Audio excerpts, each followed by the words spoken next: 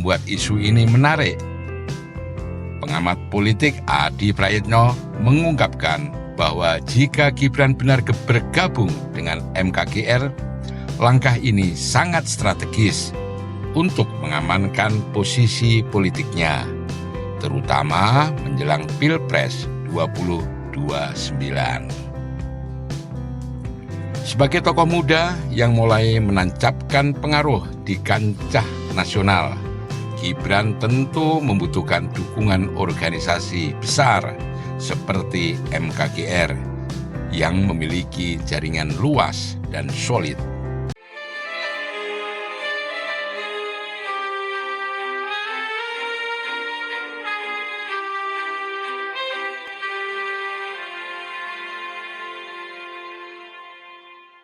Isu politik kembali mencuat. Kali ini nama Gibran Rakabuming Raka menjadi sorotan setelah rumor bergabungnya Wakil Presiden Republik Indonesia ini dengan organisasi masyarakat sayap Partai Golkar, Musyawarah Kekeluargaan Gotong Royong atau MKGR. Ketika ditanya mengenai kebenaran kabar ini, Presiden ke-7 Joko Widodo dengan gaya khasnya menjawab, "Tanya langsung saja ke Gibran." Sebuah respon sederhana namun justru memicu spekulasi lebih jauh di kalangan publik dan pengamat politik. Lantas apa yang membuat isu ini menarik? Pengamat politik Adi Prayitno mengungkapkan bahwa jika Gibran benar bergabung dengan MKGR, langkah ini sangat strategis untuk mengamankan posisi politiknya, terutama menjelang Pilpres 2029. Sebagai tokoh muda yang mulai menancapkan pengaruh di kancah nasional, Gibran tentu membutuhkan dukungan organisasi besar seperti MKGR yang memiliki jaringan luas dan solid.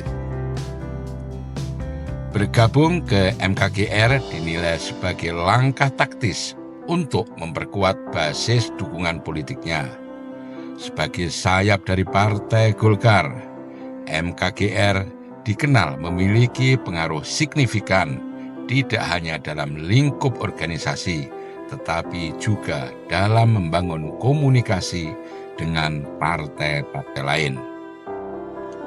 Tentunya, langkah ini memiliki dua sisi mata uang, keuntungan besar, tapi juga potensi risiko yang harus diperhitungkan.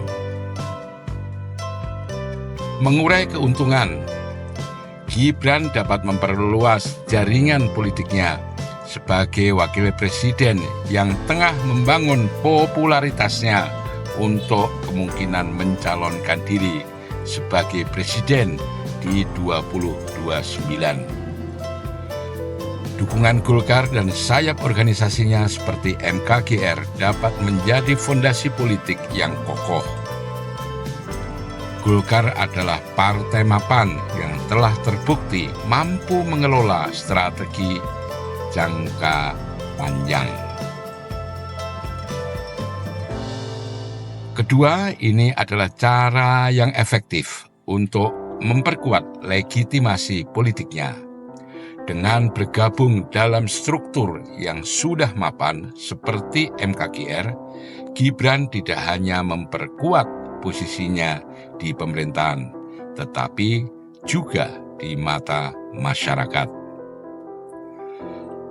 Langkah ini dapat membantu meredam kritik bahwa karier politiknya hanya bergantung pada status keluarga.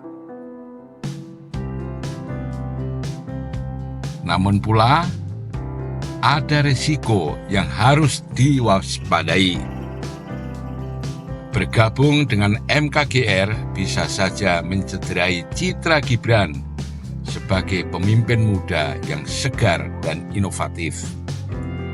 Publik yang berharap pada gaya kepemimpinan baru mungkin melihat langkah ini sebagai bentuk ketergantungan pada struktur politik lama.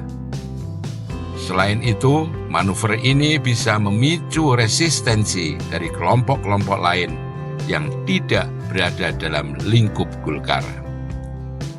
Di tengah dinamika politik Indonesia yang penuh kompetisi, keputusan ini berpotensi menciptakan gesekan dengan koalisi atau partai-partai lain yang merasa Gibran terlalu condong ke satu sisi. Jika Gibran benar-benar bergabung dengan MKGR, langkah ini dapat menjadi batu loncatan penting untuk menyiapkan diri. Menyiapkan diri seperti apa? Lihat saja nanti. Namun, ia juga harus menghadapi risiko besar, baik dalam hal citra maupun dinamika politik yang akan semakin kompleks di masa depan.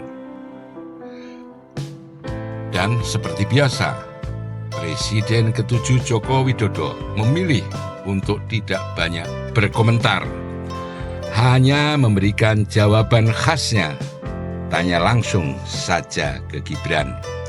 Sebuah jawaban yang mengindikasikan bahwa keputusan politik selalu melibatkan banyak pertimbangan yang tak semuanya bisa diungkap ke publik.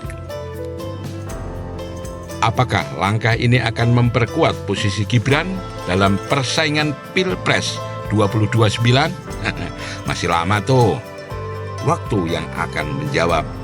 Namun, satu hal yang pasti, keputusan ini akan menjadi bagian dari babak baru perjalanan politik Gibran sebagai salah satu tokoh muda paling berpengaruh di Indonesia.